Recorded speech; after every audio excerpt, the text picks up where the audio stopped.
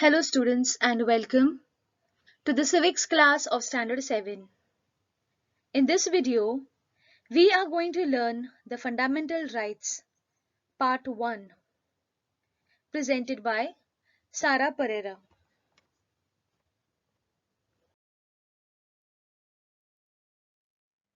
You must have seen such placards in newspapers and elsewhere. In a rally or a march, sometimes a certain demand is made asserting it to be their right. Okay, we see a lots of people carrying slogans and carrying rallies or marches, and they have this kind of placards. Okay, and something is written on that we want our rights to be fulfilled. Okay, so we get rights at birth. Every newborn baby has a right to live. The entire society and government takes efforts to ensure that the baby is in the best of health. Only when all individuals get protection from injustice, exploitation, discrimination, and deprivation will they be able to develop their skills and qualities. Demanding one's rights is insisting on creating an atmosphere conducive to the development of the self as well as the entire society. The Indian Constitution has guaranteed equal rights to all citizens in order to create this conducive atmosphere. These rights are called as fundamental rights. As they are included in the Constitution, they have the status of law. It is imperative for everybody to abide by these laws. The citizens who usually claim for their rights, we can call them as responsible citizens because every person, even a small child who is born with these rights. And the constitution is made with this intention that everybody will get equal rights, everybody will be able to live with dignity. When we live in a country where we don't have any right to speak, we don't have any right to livelihood, we don't get equal status, we don't get equal opportunity, that country does not progress well. And the people of the country, they definitely don't progress. So, for the smooth functioning of the whole nation, it is very necessary that we live in a country in which every citizen is living happily, every citizen is enjoying their rights. And because these rights are given in the constitution, some people who are well educated, some people who are aware of their rights, they come up on the streets and they claim for their rights. Okay, they hold this kind of boards, they hold this kind of placards, and then they claim for their rights. Only when we raise our voices sometimes we get our rights. Otherwise, there are many people who are uneducated. They don't get their rights because they don't even know what their rights are. Okay, many citizens of our country are so poor, they don't get their equal wages, they don't get equal status, they don't receive equal opportunities, and this is the reason, the main reason behind this is that they are uneducated and that they don't know what their rights are. So it is very, very important for every citizen to be aware of what are the rights of every citizen. We all are born with these rights. Even a single child, when he is born, he has right to live. And so female girls, when they are killed or when they are not accepted by the society, when abortion is done, we call it as crime because the child who is unborn or the child, that infant who is just born, has a right to live. And that basic right which we're taking away from that particular child is violating their rights. Okay, this is kind of violence that we're doing towards that child, and so the system, the whole constitution is focusing on certain rights, In this chapter, this module, we are going to focus on two, three rights, and in the next module, we will look on some another rights. But these are all very important rights, and as Indian citizens, we should know what our rights are, and we should always fight for our rights. The people who remain quiet knowing that injustice is done, the people who know that the rights of others are getting violated, and they still remain quiet and they think that it's okay, what have I got to do, okay, my rights I'm getting, so let me not think about others. These selfish thoughts are very harmful for the whole nation. We have to all understand what our rights are, and we have to be very bold enough to claim our rights to the government, to claim our rights to the society. We should get our rights, and if we see anybody who is not getting their rights, we need to raise our voices against them. We should stand with them so that every citizen is enjoying equal rights, because it is not about 1 and 2%, but if the whole nation is enjoying equal rights, only then the whole nation will progress and the whole country will be called as actually an independent country.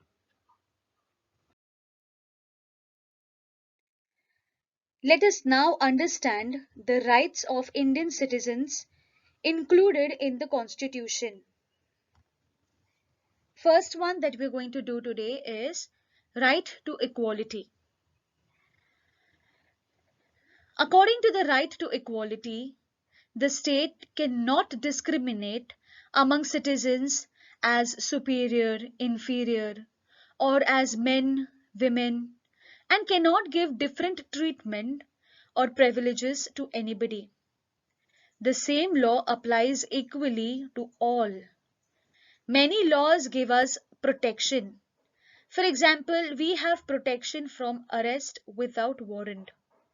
Also, the state cannot discriminate while extending such protection. Okay, so every citizen has this basic right of equality. We all are equal, we all are born equal. When the freedom fighters they fought for the freedom, they did not fight it for only one group of the society. They did not fight for their families alone, but they fought for everybody.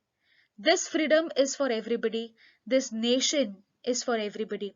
So, when we enjoy this right of equality, there is no question of discrimination among the citizen as he is superior or she is inferior, or he is a man, so he should get that opportunity.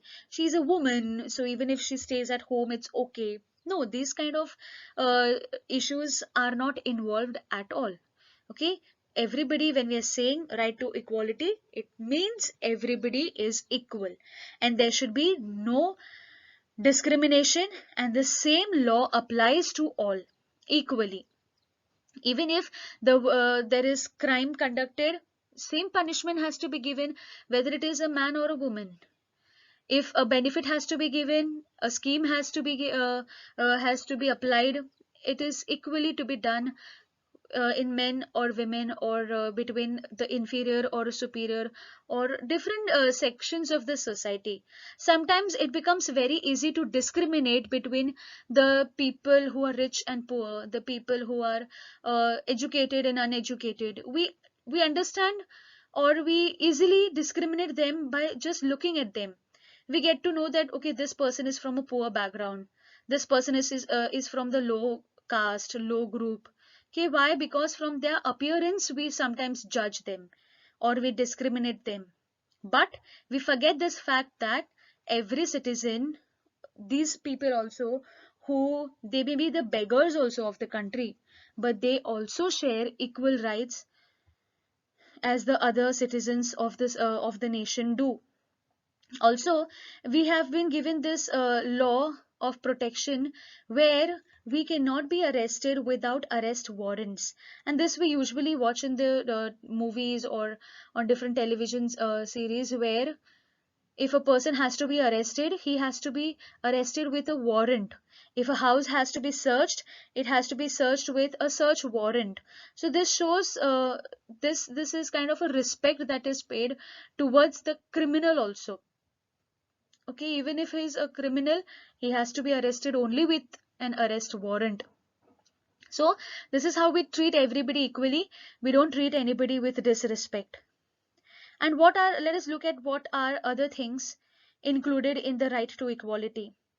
The state cannot discriminate against any citizen on grounds of religion, caste, race, sex, descent, or place of birth, or residence for government employment. This discrimination is for the government employment. There are seats reserved in the government offices or government schools and colleges, but this is kind of an effort to bring equality. This is not discrimination. Okay, this is an effort to give equal opportunities to all who are not able to get the equal opportunities. So this we cannot call as discrimination. And here on this level, there is no discrimination made. So whoever is capable, whoever is applicable to that particular post gets opportunity to avail to that government job opportunity. So the government employments are also not discriminated based on the grounds of religion, caste, race, sex, descent, or place of birth. The inhuman practice of untouchability that was prevalent in our country has been abolished by law.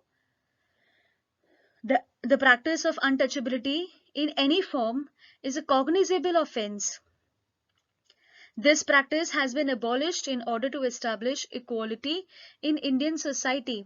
Many years ago, this was a very prominent or very important, not important I'll say, but this was a very grave thing in our country, that some people were considered as untouchables. They were not touched and they were not treated equally at all. But this practice is completely removed now. It is completely banned and completely abolished by the law, because if you are not considering a person as touchable, then you're then there are so many laws that are getting affected. That person may feel like killing himself. So we are there, the right to live, the right to live with dignity, the right to speak, the right of freedom, the right of speech, everything is getting uh, violated of that particular person because we are not giving him opportunities. So this was a very important concern. The constitution has also abolished titles that create an artificial hierarchy among people. For example, titles like Raja, Maharaja, Rao Bahadur, etc. have been abolished.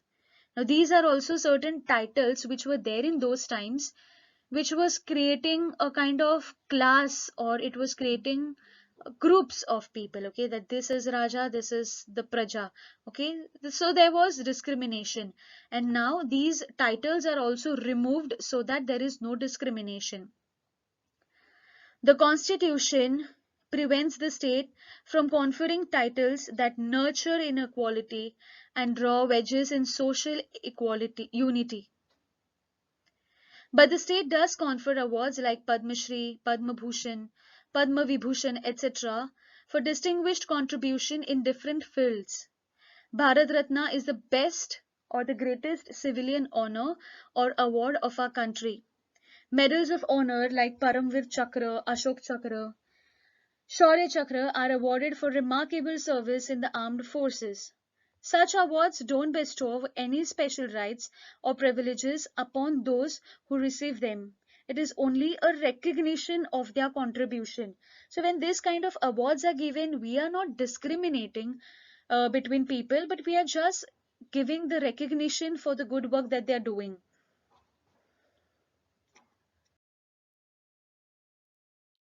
Right to liberty. This is a very important right given by the Constitution. It gives a guarantee of all the freedoms necessary from the point of view of the individual. As Indian citizens, we have right to freedom of speech and expression. Okay, every Indian citizen enjoys this right of freedom of speech and expression. Whatever are their demands, whatever they want to share, they can freely share it, or they can freely talk. And this is usually nowadays done with the medium of media, where people express their thoughts, people express their demands, and people express their aggression also against any particular thing. So this is how freedom of speech and expression is given to every citizen, and every citizen enjoys it. Freedom to assemble peacefully. This assembly can be for any kind of gathering. This is about public gathering, political gathering, social gathering, religious gathering. Okay, the Britishers, they were not allowing people to gather because they knew that when people would come together, they would plan for freedom. Now, in the Constitution, we have freedom to assemble peacefully for any particular occasion that we want to celebrate. Next is freedom to form associations or unions. We see this in the companies, especially there are workers' unions, and nobody can stop them because these are associations and unions which are formed to gain rights, okay, to fulfill their demands. And this freedom comes under the freedom, the right to liberty. Next is freedom to move freely throughout the territory of India. This is how we move freely. We can move from one place to other for tourist purpose, for pilgrimage, or we can also settle, and that is why we see so many migrants from one state to another. They migrate for the purpose of job opportunities, or for education, or for different reasons. They migrate from one place to other, and there is no restriction to it, because in one country we have this right to move freely, and we have this right to also settle, that we will see in the next freedom, that is freedom to reside and settle in any part of the territory of India. If I want to go to another state and if I want to settle there, by all means I have rights to take a buy a home or rent a home, and I can stay there, I can settle there. So this is how every citizen, okay, we have this single citizenship. Okay, so when we are called as a citizen of a particular country, we have right, no matter where we are born, but we have right to move to any state or any part of the country, and we can reside there. Next is freedom to practice any lawful profession, or to carry on any occupation, trade, or business of one's choice. Definitely, when we have to start a new job or when we have to start a business, we do need to take government permission. We have to get it legalized, and all these things are there. But nobody can stop us from doing it, or nobody can stop us from starting a new business which is legal, which is ethical. And this is how we have choices to practice our profession. We have freedom to practice any occupation or any trade, any business that we want to. And this is how we get all these freedoms under the right to liberty. The Constitution has given us many rights, but we have to exercise them, these responsibly. Okay, the right to liberty in the Constitution has guaranteed us the freedom of speech and movement, and it has also provided us security to keep us safe. This legal protection has been given to everybody equally. It is not denied to anybody. For example, we all have a right to life. It appears to be simple, but it has a deep significance. It implies getting a guarantee to live, availability of a conducive environment for living. Nobody can take away another's life. No person can be arrested and denied or detained without any reason.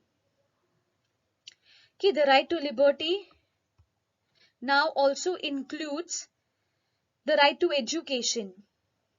All children between 6 and 14 years of age are entitled to get education as a fundamental right. This ensures that no child will be deprived of education. Okay, so when a person will get educated, only then he will have freedom of speech and expression. Only then he will have that sense of assembling peacefully. Only then he can be able to form an association or union. Only education can bring about any kind of transformation or any kind of change, or that that strength or that dignity also comes with education. So the right to liberty also includes this right that every child who is between the age of 6 to 14 should have compulsory education, and for that purpose the government has also made many provisions, like it is providing free education, it is providing books, bags, and all the stationeries that are necessary. It is also providing midday meals so that the students they don't have to worry about anything, and they just have to come and attend the school. So when they are getting this basic education, this primary education, it will help them to actually avail to the right to liberty. Otherwise, then they don't know what their rights are, and all their rights are going waste. So this was all about the right to liberty. Right against exploitation. The right against exploitation implies the right to prevent exploitation. While the Constitution has banned all the types of oppression through the right against exploitation, it has made a special provision to prevent the exploitation of children.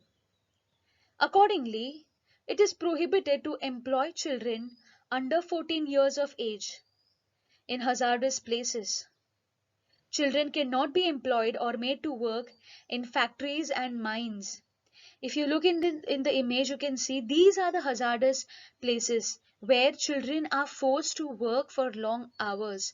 Okay, they are forced to work in the factories like candles, matchboxes, firecrackers, balloon factories, and all these factories they deal with harmful chemicals.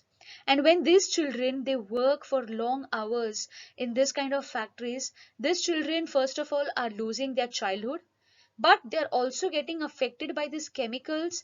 They die early, they become deaf, they lose their fingers, they lose their body organs, and they also catch many diseases due to this kind of chemicals.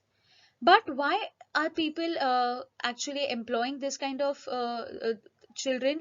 Because children do work faster and they also are paid less. So it is only profit when a child is employed. And that is the reason why the government is strictly saying that children under the age of 14, though they are easy to deal with, though they are very convenient in the factories, they should not be allowed to they should not be employed, because that is the age when they should be studying, that is the age when they should be playing.